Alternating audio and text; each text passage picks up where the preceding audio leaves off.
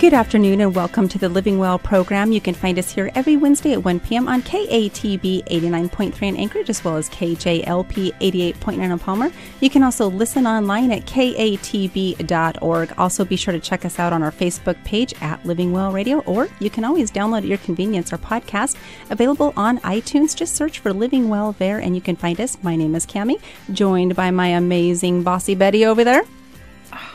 There it is again. There it is. Mm-hmm. Never living that down. I haven't heard it in a while. My partner in crime there. We have got a great show lined up today. We're just going to get right to the point today, give these guys as much time as possible. We've got Rochelle Wissehr back in the studio today. I was going to cut off that last name, but decided to throw it in there for a challenge for myself. Rochelle Wissehr has been in the studio kind of talking about her role as Brian's wife and supporting the youth ministry over there. But today, we have another special guest. She's brought her husband, Brian Wissehr, into the studio today as well to just talk about your guys' youth ministry over there at Cornerstone, as well as just kind of all things youth related. And then we've learned this morning that Brian plays some other roles here in the community. So I'm going to be quiet now and welcome you guys to the studio. Thank you so much for coming in. We're so happy to be here. Yeah, it's great. Thank you for allowing us to be here with you guys. Oh, it's our pleasure. We appreciate the time that you guys would give us to just talk and have a discussion today. I want you guys to tell us a little bit, just for our listeners' sake, a little bit about yourself and what brought you to Alaska and a little bit about your family. Well, we have been in Alaska now for 9 years, all of which have been at Cornerstone. We were in Kansas before doing college ministry, coaching, and a whole bunch of other jobs at a small Christian college in Kansas. And we have 2 girls, one that's 12 and one that's 6. And we love to spend time with them. They're a joy to be around. We love being parents. And let's see, we're at Cornerstone Church, and Brian is the full time youth pastor there, and I just assist him in whatever way he needs assisting. Well, I don't know. She does more than assist. She definitely assists, but she is a full-time partner in crime. So yeah, we're blessed. We love Anchorage. We love the community here. We love serving with other churches in the city, not just at Cornerstone, and in just being in ministry together as a couple. Even though I'm the full-time paid pastor on staff for student ministries, having my bride alongside me in ministry is just amazing. A lot of fun, a lot of ups and downs, right? Good, and there's victories and there's always struggles, but it's been really awesome. Very thankful.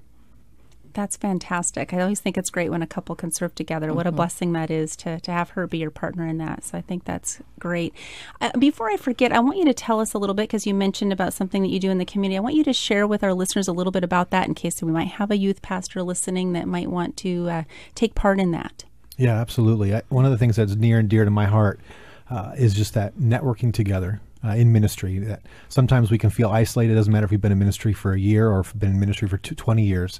It's very easy to feel isolated in ministry. And so one of the things that's it's really important to me is to network with other pastors, other ministers, directors in ministry in general, but youth ministry, because that's my sweet spot. And so we have a youth leaders network that meets in Anchorage.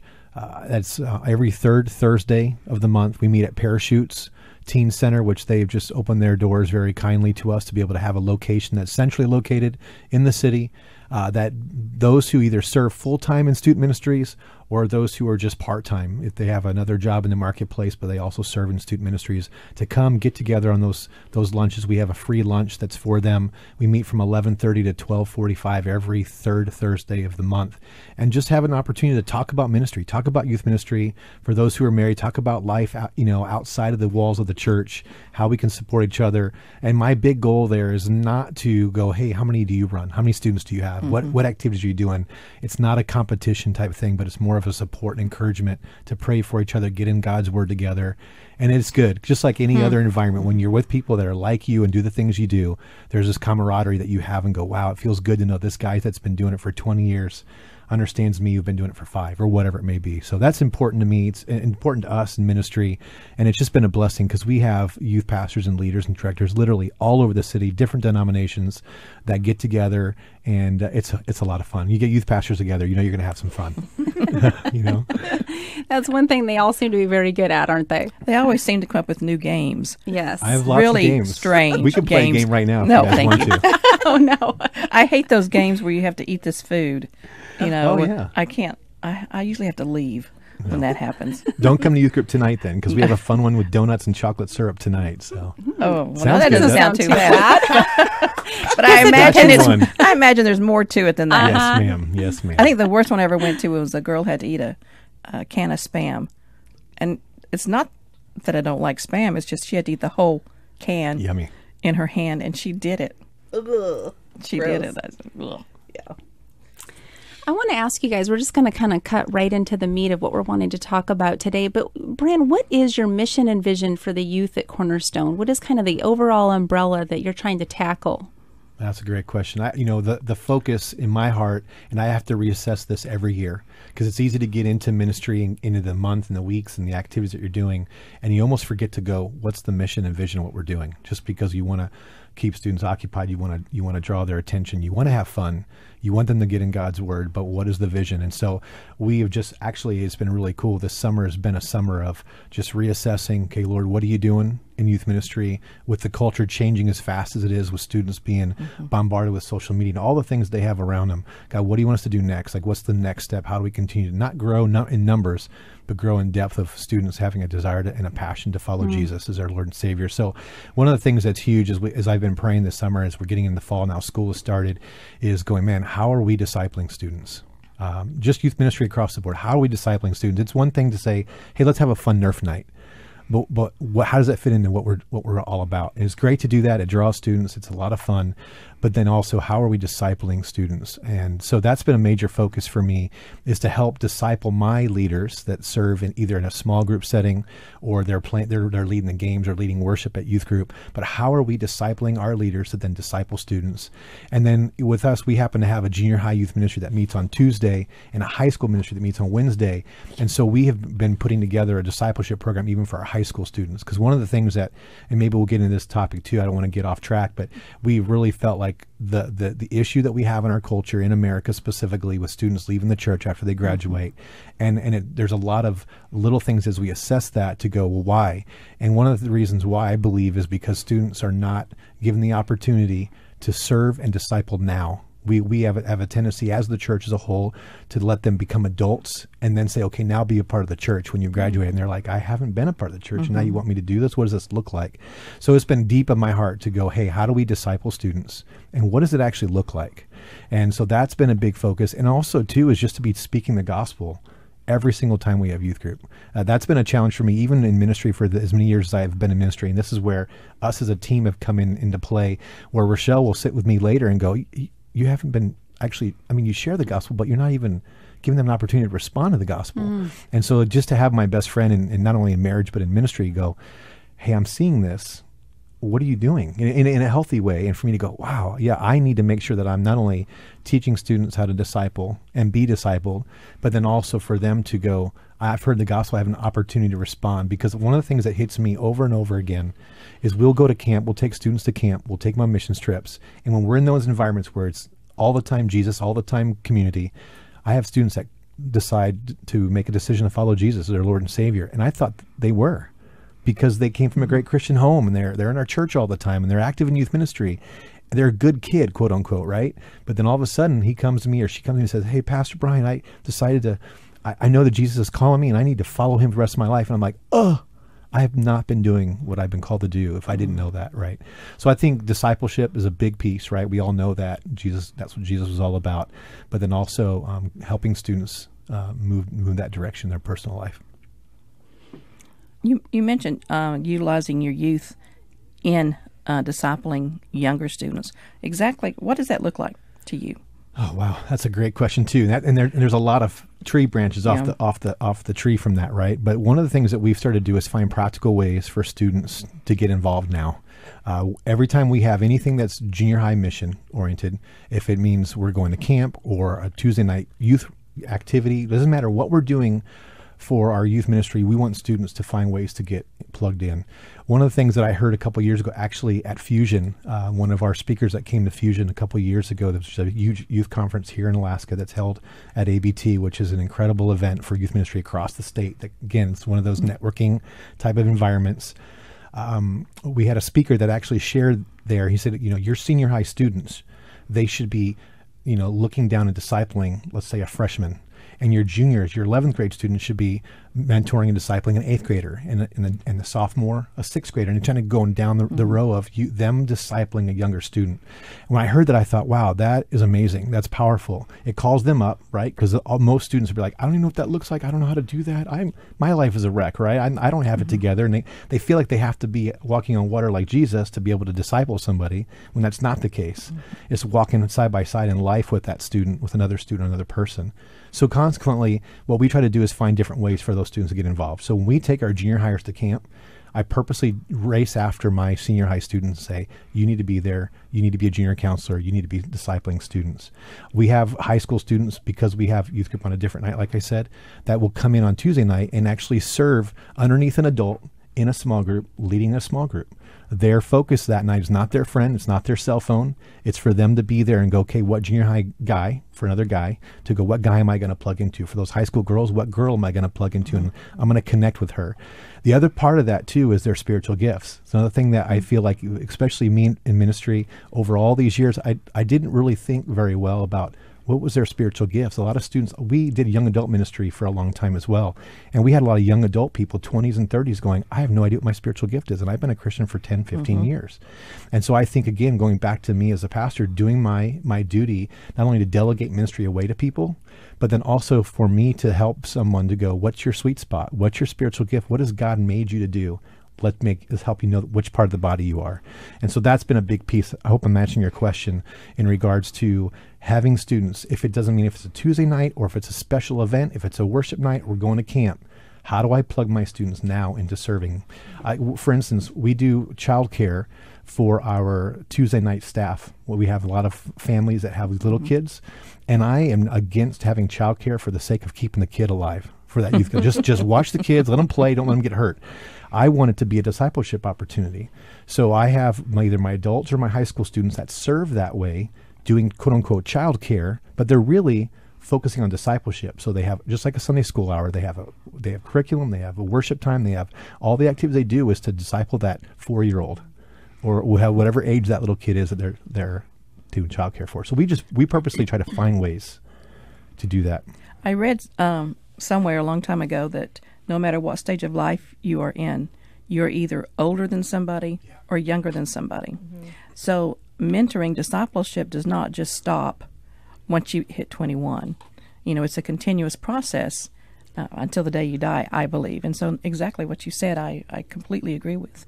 Have you found in doing this, your youth, do they have any challenges with sharing what their life has been like or the things that they've been through? Is it scary to them, or are they willing to open up? Sometimes. I think it depends on the student and, kind of how outgoing they are. But we do push them because, you grow the most when you're pushed outside the box. And so, for example, we have a senior that just graduated this year who is leaving for YWAM next week for like 6 months. And so he's very quiet, but Brian has met with him and just been like, okay, you're getting ready to go on the mission field. We want you to share, at youth group, with all the other teens. It took him a little bit, but, he's being pushed out a little bit and, he's excited to share now. So I think that just depending on the student and stuff like that, a lot of times there's students that do want to share, and sometimes you're like, okay, we don't want you to share all the time either. There's a balance, right? Yes. Yeah. Mm-hmm. So I think it's, just being able to meet with them and talk with them and encourage them and challenge them. And I think sometimes just them getting the permission to do it. I think it's amazing to me when I just text a student or email somebody, the response I'll get, instead of me going to them and saying, "Hey, I've been thinking about this. I've been praying about this, and I want to ask you this," and they're yes, they weren't going to do anything until you actually invited them to do it. You had to give them permission. Yeah. I think that's a big part of that. The other thing too that we're really trying to incorporate, it especially in senior high, is them taking ownership. I mean, that is in junior high some, where we have some of the students doing the slides and helping with worship and stuff like that. But with senior high, we're really kind of behind the scenes getting some leaders that are like, "Hey, why don't you get a whole bunch of students and go to Village Inn after youth group on Wednesdays? It's free pie day, until 10 o'clock. Hey, you're giving our secrets away. What are you doing? So, you know what I mean? Like trying to get them, because students are going to want to go hang out with students. They don't necessarily want to go and hang out with 40-year-old people, Yeah. So, What I keep hearing you guys say over and over again is I hear you pursuing your youth. And you kind of took the words out of my mouth, Brian, but that's really what it comes down to is, we can't put a sign-up sheet out there and ask these kids to fulfill responsibilities. We've really got to pursue them. And like you said, give them permission that they are capable and competent of doing these things.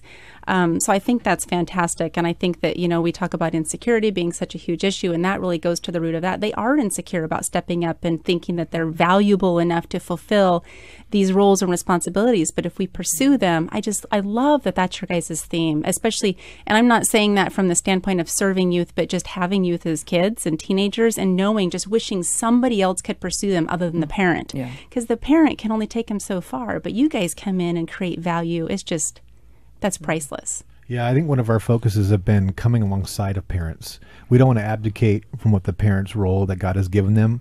But even in a Christian home or a student that's not coming from a Christian home, obviously it looks different, correct? So then in regards to that is, how do we come alongside parents and really pour into those students and call them up and love on them? I mean, we kind of have a theme for this year, and it's called Belong. And it's going to be our first teaching series that we're doing, but it's also like kind of a hashtag Belong. We want students to know they belong, they're welcome. Students need to be included. All of us as humans do. We want to be told that we're loved, we're appreciated, we belong to what you're doing, we're welcomed. And it's amazing to me as I sit down with students, especially high school students, and find, as I'm talking with them and I'm hearing some of their testimony, how lonely they are, not just in school, in their school environment. It doesn't matter if they go to a private Christian school or if they go to public school, but also in their own youth group. There are so many students that they sit in their youth group, and there can be 10, 15, there can be 50 or 100, and they feel totally alone. And that's heartbreaking. There was one year we took a group of high school students on a missions trip to Europe, and a part of this missions trip that we did, when we went with a larger group, so we had taken 12 of our high school leaders on a trip of 50 students across Europe. It was really powerful, really cool, but part of that was them actually putting together testimonies. And that was another big piece of what we're talking about here in regards to them being called up and them discipling and them being a part of ministry and taking ownership now rather than letting the adults, quote unquote, do that. And so what they did was they had to put together a short testimony of a 2-minute, a 5-minute, everything in between. And as my specific 11 students were sharing their testimony to the rest of those 50 kids that were there, every last one of my students were sharing how they were lonely, even in their own church youth group. And the youth pastor's sitting right in front of them, and I'm like, I'm dying inside because I'm going, what am I not doing, Lord, to let these students know they belong, that this is home, this is a safe place. Sometimes the youth group room, not just the room itself, but I mean the group can be as scary as the world. And so really trying to create an environment where they feel like they belong. So this is so interesting, because that was going to be my next question to you. What do you do about the child? How do you involve and include everybody? Because it's the desire of all of us to be seen, for somebody to see us and to recognize us and to remember our name. And that's, I was going to ask you, how do you solve that? How do you work with that? We have about 35 or 40 volunteers that help us on, that's together Tuesday night, Wednesday night, junior high, senior high, and Sunday morning teaching time. And so really Brian and I can't reach 100 kids. There's just no way. And so we do teaching times with our staff, just with our staff, about stuff like this, and they have to get on board with the vision. They have to be on board to say, you know what, if I see a girl sitting in the corner, I'm going to listen to the Holy Spirit tell me to go talk to her. And so we have some amazing staff that help and totally do that every single week, that really reach out to students and engage with students. And we also have small groups that meet on Wednesday night, and that those small group leaders are going to their concerts, going to their sporting events, meeting with them for coffee, texting them, scripture during the week, or, hey, I'm just thinking and praying for you. Because that alone speaks volumes to teenagers when they're like, somebody's actually thinking about me. I mean, not just teenagers, it speaks volumes when my friends text me and say, hey, I'm thinking about you. I'm praying for you today. Well, not only that, Rochelle, but to the parents. As a mother, I cannot tell you what that means to me or would have meant to me to have an adult do that to my children. Mm-hmm. I mean, it lets them know somebody else loves them, somebody else cares about them other than mom, right? Other than dad. Well, and that's huge. I think you were saying that too, because the parents need to be involved in students' lives. But the cool thing about youth ministry is these other godly adults that are speaking the same truths that parents are speaking to their kids get to come alongside parents and share some of those truths with them. And so the thing that the student will hear mom and dad saying, go, yeah, whatever, but then hear their small group leader who they think is cool say, they go, wow, I like that. And everything I've read about this is that teenagers need 5 to 7 godly adults in their life pouring the same truths in them. So you look at mom and dad being like 2 of the 5, right? Or 2 of the 7. We need, as much as it is hard for a parent to let someone else talk to my child and go, wow, how come my child's not like coming to me all the time? If we as parents know, or us as parents and have a teenager go, as long as my child is hearing from godly people that I trust and respect, then that's what we want. We want as many godly people discipling, right? That's the title of it. That's really what's happening. Speaking in truth into our students' life. One of the things that we do as well is for our leaders, we ask our leaders to do this little thing. And of course, in youth ministry, you don't steal, you borrow. You borrow things from other people that other ministers, pastors that And I had a really wise leader at one point give me this idea. So we do this with our staff. We do this thing called 151. It's 515. Back the train up. I just lead it. I don't do it. No, I'm just joking. 515. And the idea there is every Tuesday or Wednesday night when our students walk in, I have all my leaders say 5 hellos. Make sure that you say 5 highs to people. I don't want my leaders getting out of our staff prayer time and just talking to other leaders. Mm-hmm. I want them talking with students, discipling students. So when each one of our leaders, if we have 20 leaders on a youth night, all saying 5 hellos, like, hey, John, good to see you. Hey, Tammy, I'm glad you're here tonight. You're hitting every student in the youth room at least once, if not twice, with leaders just acknowledging they're there, making them feel like they belong. And then I want them to have one deep conversation. So if it's them talking to God before they walk in the youth group that night, they're at work or they're on lunch break going, okay, God, who do you want me to talk to tonight? Who's that student in my small group? Or like Rochelle said, a student that's in the corner. I sit down, I have one as deep as a conversation I can get at that time and have hey, how are you really doing conversation? At the end of the night, when everybody's leaving, 5 goodbyes. And students feel like they belong when we start doing that stuff, because then a student doesn't come in and leave and says, nobody even acknowledged that I was here. It's a big deal. That is the saddest sentence that you'll ever hear. Mm-hmm. Nobody spoke to me, or nobody even recognized that I was here. Yeah. It's tough. It's heartbreaking. Well, I think that's true in youth group, and I think that's true in big church. Oh, absolutely. I mean, because people can walk into the doors of our churches and never have a hi or a welcome or a genuine, we're glad that you're here. Not just from the pulpit, but just someone coming up to them saying, you know what, we're so glad that you're here. So I think both places. Well, and then what I think is cool, which sounds like you guys are doing, is you're really, the right word is not employing, but deploying your seniors to do the same thing, because it's really powerful when you start getting their peers stepping up and being leaders and doing and having those intentional conversations, beyond the adults. So that is really powerful. Good stuff.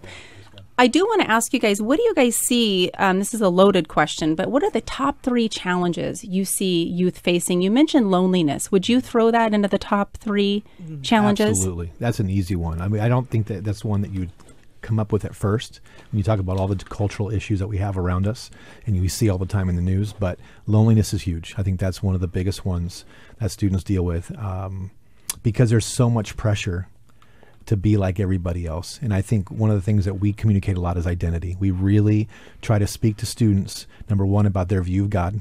I mean, because if our view of God is skewed, everything else is going to fall after that.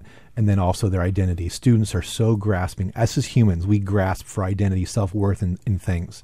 And because God has built us for relationship, number one, he's built that relationship with him and then together.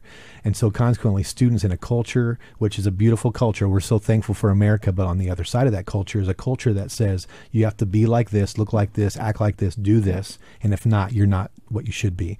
And so students, girls, boys, across the board, just struggle like crazy with going, I've got to compete and keep up with looking like, acting like, and I've got to be the best. And if I don't, I'm a failure.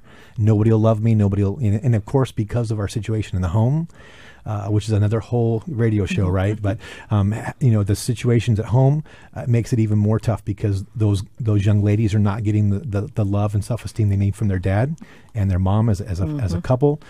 Also, with the time and energies being thrown all over the map, with people just running themselves ragged, students are just following in footsteps. So that's probably big is the identity, the loneliness. And obviously you have all the cultural things where, because social media is such a big deal, right? Yeah. I mean, it really rules our lives at this point. I was just the other day thinking, man, what was it like when I didn't have a cell phone? Mm-hmm. It was one of those things. It was beautiful that I actually got to go home and check my answer machine. Right? And some people are everybody got to listen with you. Right. And it's like some people are like, what's an answer machine? Right. And because there's times I joke about it when I'm not in the moment of it, but I think to myself at times, I'm trying to call Rochelle. I'm like, why is she not answering her phone? She's got it on her. Why didn't she answer my text? But then it drives me crazy because we're in that kind of a world, like it's immediate, it's now, I need to know.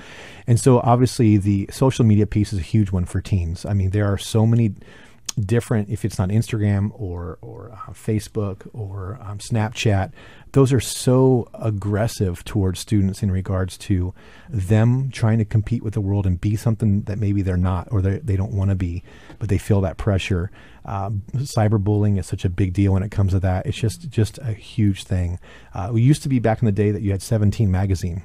And now you don't even need that anymore because girls and guys alike, not just young ladies, but both, just struggle with, I need to have someone like what I just posted, or I need to post something so he will approve of me. It's just a heartbreaking thing. So again, that's why speaking love, and that they're precious to God and they're precious to us. And that's why in this whole idea of discipleship is for my leaders, not just to talk to a student and say, hey, how are you doing? What school do you go to? What do you do? But for them to remember that and come back the next week when they see him and say, hey, how's hockey going? And that kid goes, wow, he actually really cared about what he was asking about. He wasn't just saying hi because he had to say hi to me. So I think those are a couple of the big things. It's just heartbreaking. But on the other side of that is this: the truth in God's word is that He has victory. And so as we continue to be His servants, we continue to encourage and love and let students know they're priceless in His eyes, and we want to be a part of that. It's just good when you have a student say thank you. One of the things that I do, and we've discussed this over the years, I love doing birthday cards for my students. Just for them to get something in the mail is huge because they don't, right? Everything, like we just said, social media or it's on their phone. So for them to get something in the mail physically is a big deal. They go, wow, I got something in the mail for me. It's, and parents are like, yay, it's not a bill. And so for them to get a card, it takes time to keep up on each month. Like, how many birthdays do I have to send cards out for this month? But the cool thing about it is I'll have a student come to me and go, hey, thank you for the card. Aww. So you get that response back and you go, yes. And there's students that'll come back to youth group that haven't been coming because of life or whatever in life that's going on, that's distracting them or keeping them busy. And they find themselves back again in community because of something simple like that. So, yeah, hope that answers some of your questions. Yeah, never underestimate the power of simple gestures. We tend to think it's so complicated to reach this generation. That's the big buzz, the big topic. But then you break it down into something simple and tangible like that. It's like, what are we doing? We just gotta kind of deploy some old-fashioned efforts and we have to look at it too, because youth ministry's changed. I mean, it used to be back in the 80s, you could just throw a pizza party, have an inflatable and some video games, and kids are going to come. You're going to get kids to come to your church and do some fun things. Well, they can do it on their phone now. Yeah. They don't care about what we're offering that's fun. That's why going back to the basics and being genuine and the sincere relationship is going to win the day. It doesn't seem like it on the forefront because we feel like we got to have fireworks, we got to do something crazy and fun, and those are good too because you want to bring that in. But if you're not genuine, if we're not doing that, we're missing the mark because students can be entertained by all day long by their phone. So to be able to have people that will seriously go, I want to know how you're really doing. I mean, I really want to know. I'm not just sitting here to just because I'm being paid to do this. Like those who volunteer and serve in student ministries, majority of the people that are leaders in ministry, they're not paid to do it. They're there because Jesus has changed their life and they want to see these young students' lives change as well. I love that. I love that. I think it was one of our previous guests that mentioned, and it really stuck with me. She mentioned that the way the culture has changed, we talk about social media, but what's happening with that is our kids aren't getting a break. So, that used to be back in our day, we'd go to school all day, there was some peer pressure, some bullying, whatever. When you go home, you get some relief from that. Now it's 24/7 pressure. So if youth group isn't a relief from that, then I think that's the challenge, is changing the culture of what they're experiencing there. And it sounds like you guys are doing that, giving it your best effort. And it's just awesome to hear your passion, Brian, and Rochelle, as you serve alongside him. What else do we want to ask these guys, Betty, as we wrap up today's show? Could you tell us how a teenager could contact you, or maybe a parent just needs somebody to talk to about their youth? Or when did your youth meet? When and where? Yeah, we Cornerstone Church, if you're not sure where it's at, we're off of Brayton and O'Malley, so right near where H2 Oasis, the water park, is at here in Anchorage. So that's where we meet. And our junior high youth ministry for 6th, 7th, and 8th grade students, we have like a middle school youth ministry. That's Tuesday evenings from 6:30 to 8:30. And our senior high, which is 9th through 12th grade, is on Wednesday evenings, the same location at Cornerstone Church from 6:30 to 8:30 on Wednesday nights. We do have a junior high program, a 6th to 8th grade program on Sunday mornings that runs the same time as our church services, 9:30 and 11:30. Do you have an email that they can contact you? Well, our church number is 349-8442 if they want to call the church office and the student ministries office. And then my email is my first initial last name. So it's a lot of fun because I have a great last name. But it's Wissehr, BWISSEHR @akcornerstone.org. Excellent. And if you guys didn't catch that, you can always send us a message on Facebook at Living Well, and we will be sure to connect you to get more information about the youth group over at Cornerstone Church. Did you have something you want to add? Yeah, you can also go to our webpage. That's akcornerstone.org. Perfect. So there's tons of information on there, what we're doing, how you can, we're on Facebook, we're on Instagram. So yeah. You're everywhere. Kids can come and learn and how to belong. A little bit. Yeah. That's great. Well, listen, thank you so much again for your guys' you. time today, for joining us. And we want to thank you, listeners, for joining us again today as well. That's another Living Well program. And once again, you can find us here every Wednesday at 1 p.m. on KATB 89.3 in Anchorage, as well as katb.org if you want to listen online, and in Palmer, 88.9 in Palmer. Already said that. We'll mention that twice there. And as well as look us up on Facebook at Living Well Radio, or on podcast available on iTunes. We want to thank you for joining us, and we'll see you next Wednesday.